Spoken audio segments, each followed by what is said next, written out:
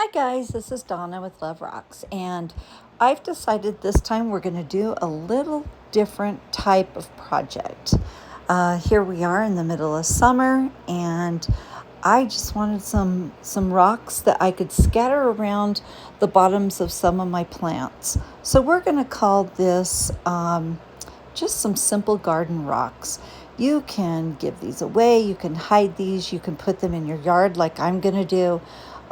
You can put them on a deck in some planters. You can put them just about anywhere. I love how bright and cheery they are. I found these in probably 7 or 8 different places throughout the internet. I've seen them in different groups. I've seen different people paint them. So I really wasn't able to give reference to who originated with them because I've seen them all over the place. But I do want you to know they're not, the idea is not originally mine. I did see them throughout the internet, like I said, but the colors, the schemes, and how I painted them, definitely it's my flair. So in order to be in the drawing for this rock, remember you have to subscribe to the channel and you need to comment under the video. That way we can do the random drawing and you'll get a rock sent to you. Let's get started. So this is a really great way to use up those rocks that you don't know what to do with. When I get either a bag of rocks, or if and I pick up rocks all the time, I'll put them in big boxes, and I've got them all over the place.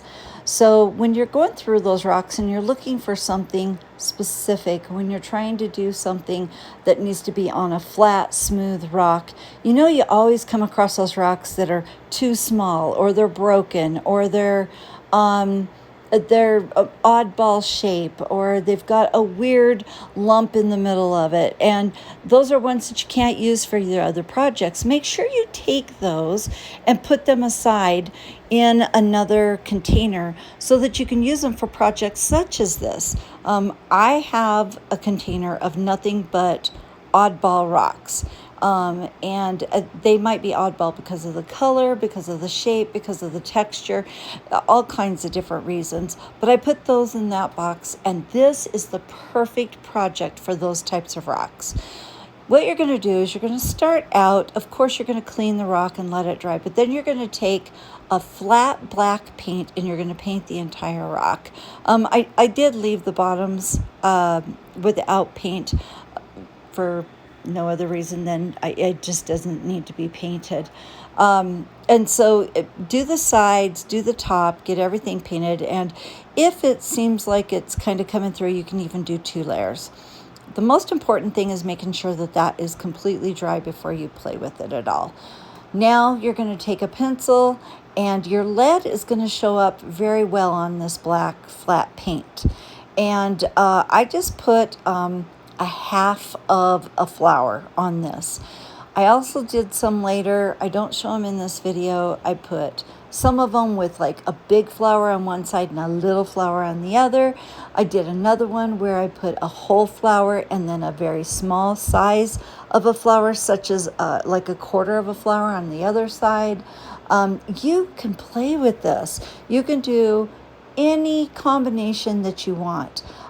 You can add things to it. You can add a butterfly. You can add a small worm, or a bug, a ladybug. You can add anything to it. These I made pretty simple, but just know I really like to leave my rocks where sky's the limit for you guys. That's the whole idea of painting rocks, is to get creative and start putting your own flair on things. And so here's the basics of how to do this rock. And then I want you to be able to go in and put all the little things that makes it you. So you start off with this one. You're going to paint your rock black, and then you're going to go back in with a color. I picked out 5 of my prettiest colors that were just bright and cheery and just, screamed summertime fun, screamed beauty and just brightness and things that if somebody's going to walk by a planter and these rocks are going to be in it, they're going to walk by, they're going to see it, and without even thinking, they're going to smile because they're just pretty and they're fun. And then you're going to go in and you're going to pick one of those colors and you're going to put in your first petals. I would suggest when you're doing these that you do several. Here's the reason why. Every single layer of this rock has to dry before you do the next layer. So in order to do that, you'll see how fast and how simple that step was.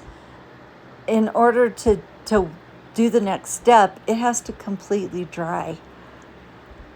So if you could do 4 or 5 of them at one time, it would be a lot better because you would be able to get through those steps. And by the time you rolled back around to the first one, especially right now in the summertime when you've got fans on and cooling units and things like that, it should be dry to the touch where you can go to the next layer. So you'll put in those first 3 petals, then you're going to go back and you're going to put in one a little bit smaller. Pick another color. Doesn't matter which one. Like I said, pick out 5 of your favorite colors and use those 5. And then you're going to start putting in your center of the flower. And these, I just used 3 colors. You can use as many as you want, but I just put in 3 colors. Very simple. And you just lay those colors on top of each other and that makes a perfect circle. I felt like I got it a little bit low on the side. So I did go back in and touch up with some black paint and just give it that edge so that I had a nice straight edge over there. And then as we're going to, you can see I kind of sketched in another petal on top. And don't get too, don't get too worried about the petal shape or, is it perfectly in the center? Does it have the right width? Don't worry about too much of that. These are beautiful. You honestly, if of all the rocks that I do, this is the one that you can just really have fun, relax, enjoy, and not worry too much about, shading or width or, does this color look right here? You can't do this wrong. And this turquoise, teal, it's kind of a Tiffany color, was beautiful. I couldn't believe how good it looked against the other colors. And that's another thing. The more difference between the colors that you use, colors that don't normally go together, the better these look. I've seen stuff like this on pottery, and it looks beautiful outside. So it's going to turn out something like that. And once you put your glaze on top, once you put either your spray or resin, whatever it is that you use, once you put that on, it's really going to pop for you. You'll be surprised at how beautiful it really turns out. And then using the dotting tool, I do use a dotting tool in this one.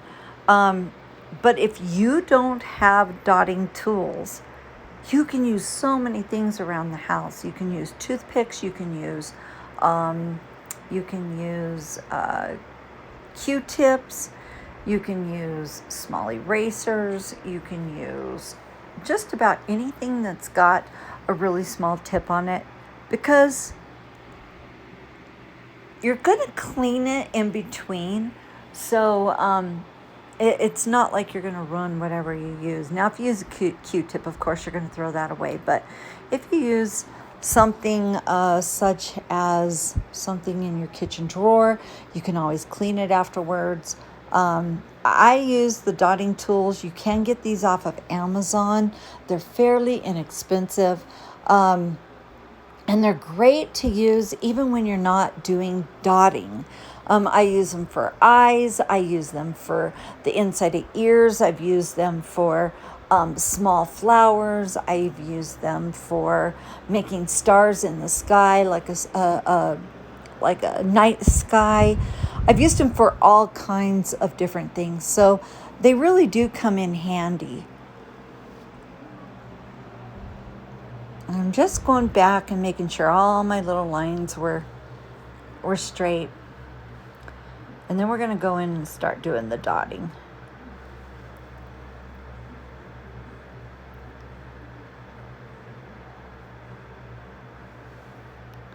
And remember that no matter what color you use, no matter how big or little those leaves are, they're going to turn out the right way. It just really adds to how pretty they are. Now, I'm dotting the center, then the two sides, and then I go between the middle of those. That's what helps you keep your dots the same distance apart.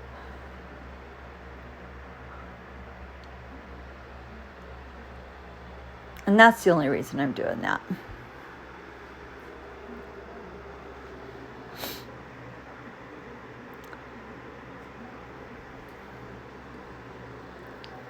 Super simple. I by no means am a pro at dotting. I still have trouble getting my paint the right consistency when I dot, and I wind up with the little peak on top of my dots. So you'll have to play with the consistency of your paint. You want it thick enough to hold the paint on the end of a dotting tool, but you want it thin enough that it doesn't leave a big heavy peak on it. And if you've watched anybody who does dotting in painting, they do some beautiful work. They really do.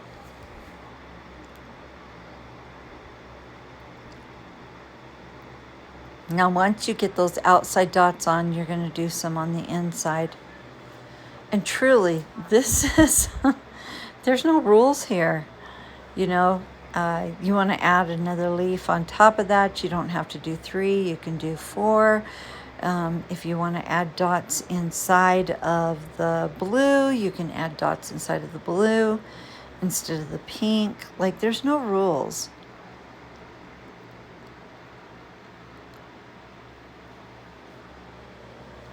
I did several where I did not put the extra dots in on the blue. On this one, this particular one, I did put the dots in the blue. And I don't know, it kind of gave it some depth. I was trying to get some sort of kind of some background for that pink. I wanted it to pop a little bit more.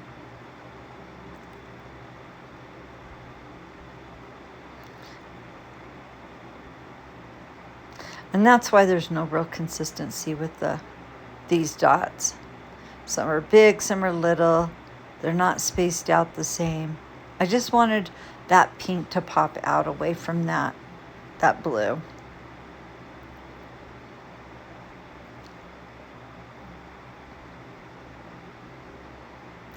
And again, each layer has to dry. So, you know, I definitely would look at doing several rocks at one time. Now we're going to put some vines in. And of course, do not worry about where these vines are going. You're just going to paint them in. You're going to paint them in different green colors. And then you're going to go back with a different color of green, and we're going to put in the leaves.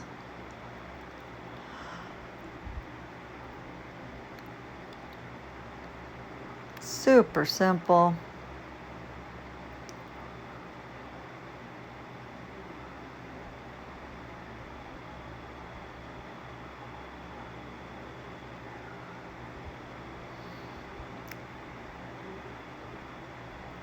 You just really want that contrast against that black.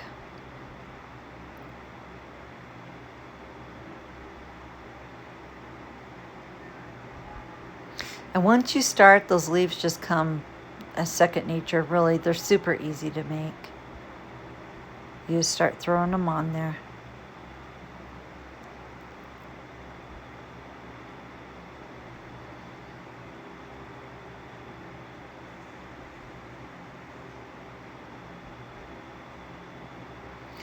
And once we get enough leaves on there, we're going to go back in and put some teeny tiny little flowers. And again, in order to put those flowers, we're going to be using a dotting tool. So I do use my dotting tools enough to be worth having. Definitely.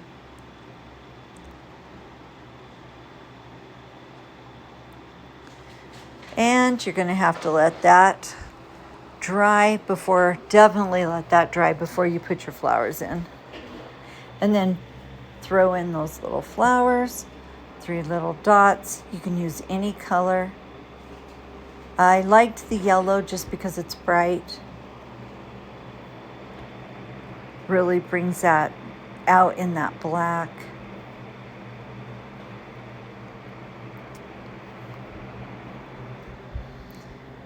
And this would be a fun one to do with kids.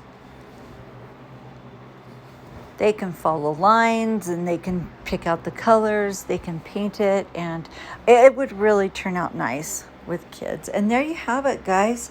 They're perfect for putting in your garden. They're perfect for putting in plants. They really brighten up an area. So I hope you enjoyed this.